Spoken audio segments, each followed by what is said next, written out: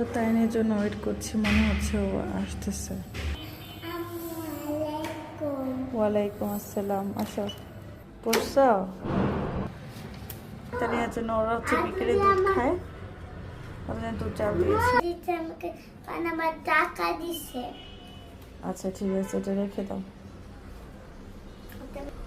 রুমে যাও না, রুমে তানিয়া ঘুম আসছে।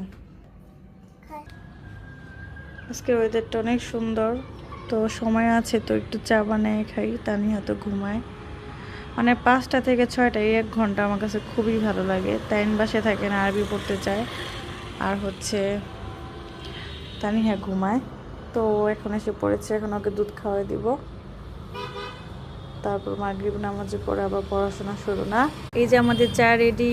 আমি আর তাইন এখন চা খাবো আর বাইরের সুন্দর দৃশ্য দেখবো। ওয়েদারটা এত সুন্দর,